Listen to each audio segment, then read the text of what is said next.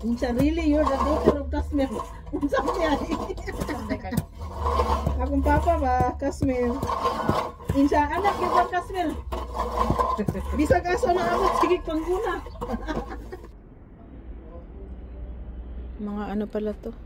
$13. $13 each. $4. Wala mga pangalan. Ano ba yun? Meron pero hindi ko mabasa.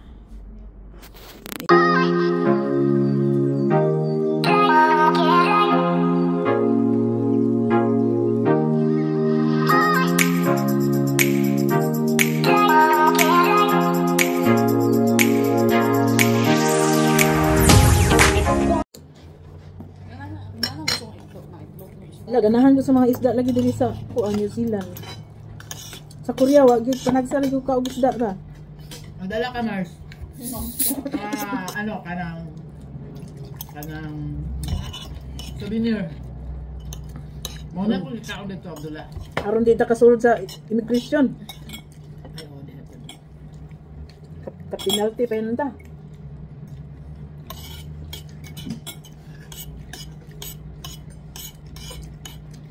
Na, kung itong nasa washing na, labahan nun, labahan nun o nalalbahan na?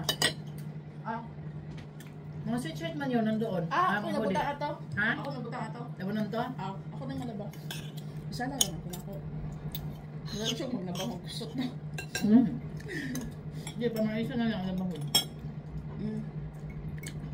Ay, kung mo mga ipon doon na, madagan ang mga labahan.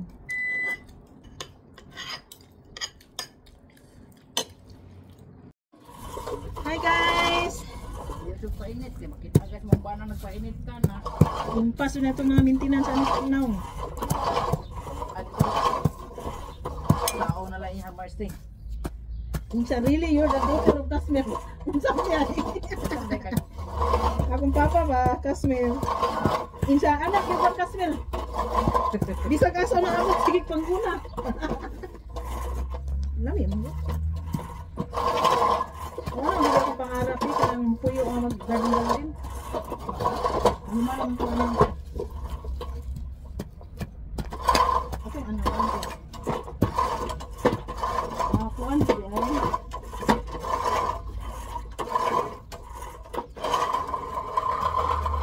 Dapat sila limpyo ang CR. Oo. Dapat kamuliya ka no.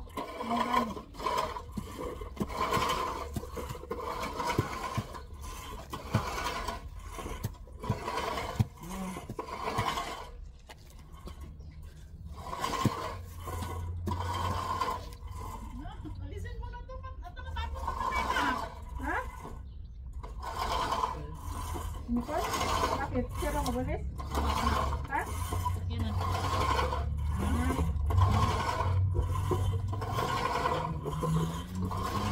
Linis-linis muna kami kasi wala kaming laag mo. Walang gala ngayon.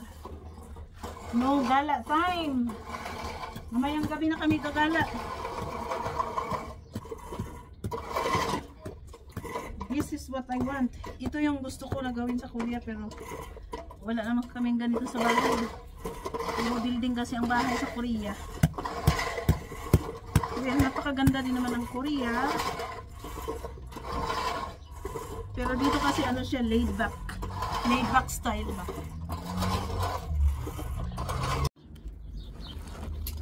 Hello, hello guys. Hello, hello. Wala muna tayong gala.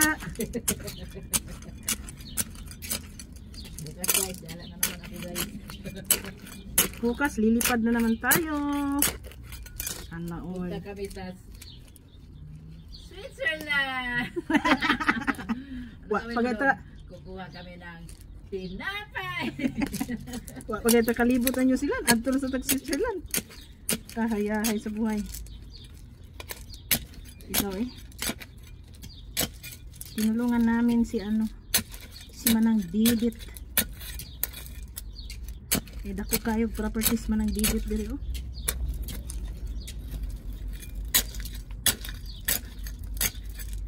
The property manager is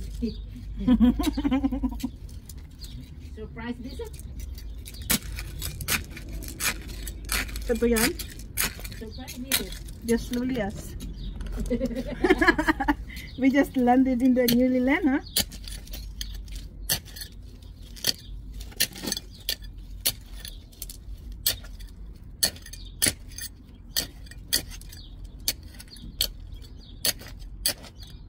Wala man lang nasiraan ba to dito? Wala. Tapos Nicole dito. Banerado, tasod ka ta. Aw, diri na lang kita. Hanto ta niyang gabi magsige. Sira na to to. Bugal-bugal. Mga pa mga awat diya.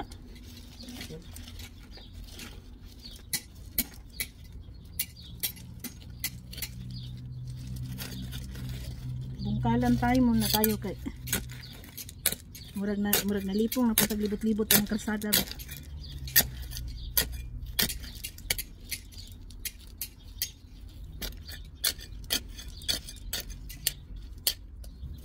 Nindot man dahil malimpisa og diri sa New Zealand, no? Ano man? Ha? Init.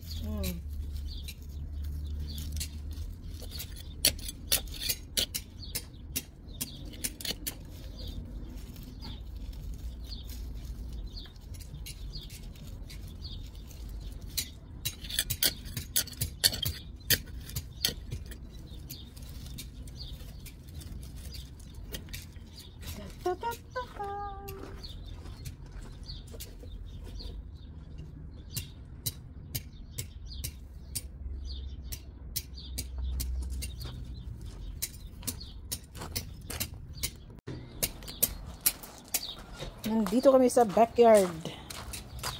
At Ate Didi's backyard. Oh, asar ka na. Ah, banat din manang oh. Nahinay lang di manang. Kabiyata kayo no. Mga bato.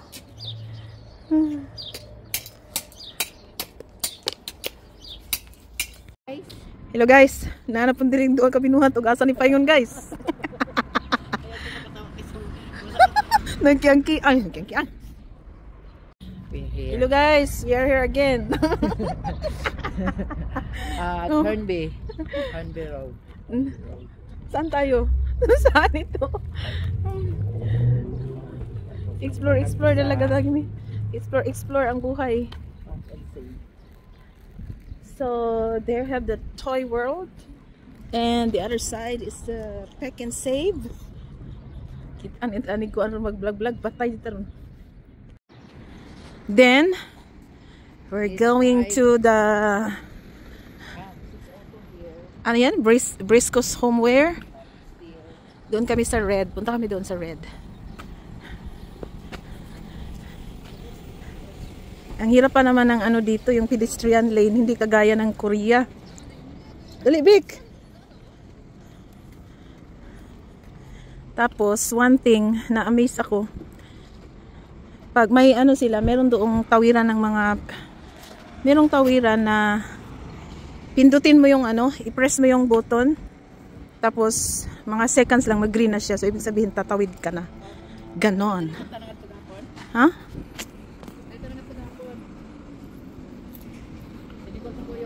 O ba? The warehouse ay parang the other side is farmers. Pero as you can see or you can't see, walang mga tao. Walang mga tao. Ayan, puro sasakyan.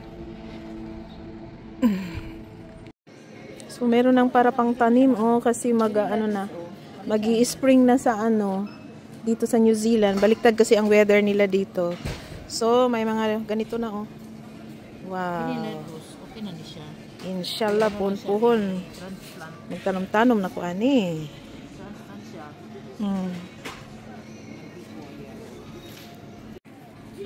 Ganyan yan 3, 4, $13 New Zealand dollars.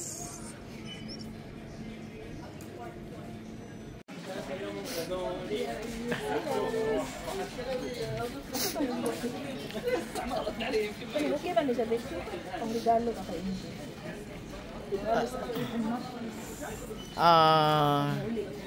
Kung ako sa imuha, kini ako Para sa bata.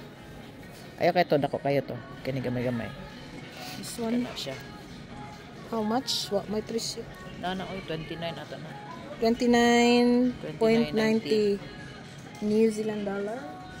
Oy, daro 14 lang. Asa? 25 siya dati tapos 14 na lang Ay, siya. puti man na. Di ba? Kani ang ganaan sa kung anak kami. Ay 39. And this one. 39 okay na siya. Hindi na naman sila. Pwede pa ni oh. Black. Okay siya.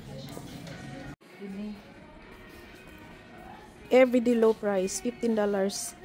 $15 each this one. Ano sa office lily sa balay? Nana.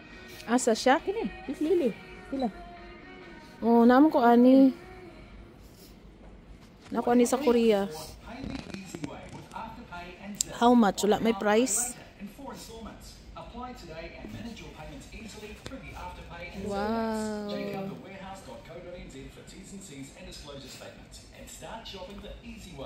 Magtanim na siya kasi pa-spring naman dito. O daghan siya daghan siya ko anak. Ah, daghan siya ka anak. Kini akong palipon. Sila. Ingna siya kay haron balik siya diri. Barato raman dayo mga kuan diri. Actually, as I observe no kay ano, mura lang talaga mga bilihin dito compare sa Korea.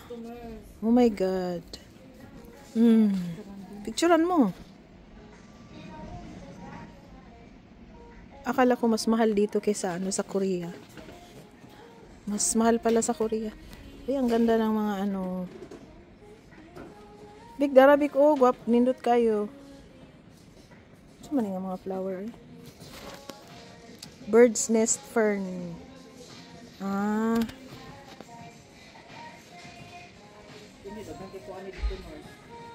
Inshallah. Inshallah pag maka. Ayan oh, ang ganda. Poinsettia pa yan. Poinsettia. Ayan. Ay, hindi pala. Anthurium. Anthurium pala yan. Hindi ko alam yung mga pangalan ng mga flowers eh.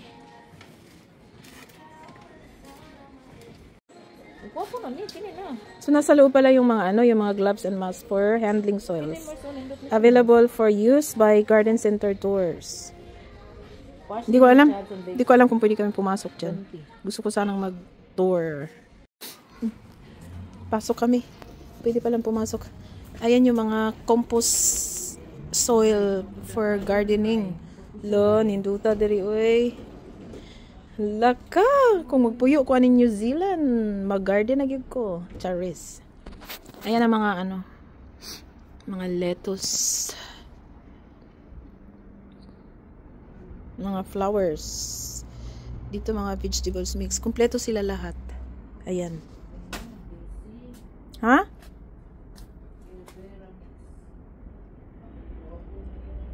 Mga ano pala to? $13. $13 each. $4. Wala mga pangalan. Ano ba yun? Meron pero hindi ko mabasa. Ayan. Paumpisa na kasi ang spring. Paumpisa na ang spring dito sa New Zealand. Baliktad ang weather nila sa ano, sa Korea. Sa America or Canada. Australia and New Zealand. So, magkapariho ang weather. Ngayon, winter pa, pa-spring na. Ang dami, oh. Nako, kailangan talagang mag-garden, no? Pag dito na dito na titira, charis. Dito naman, mga flowers, plants. Yan.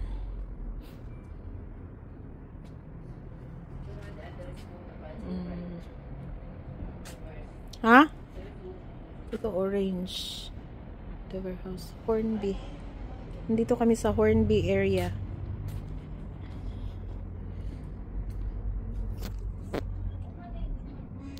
Ha? Azalea na? Ah, katong sigig pangahulog? Ah, ayaw na ay, kasig pangahulog. Kapoy, sigig panilig.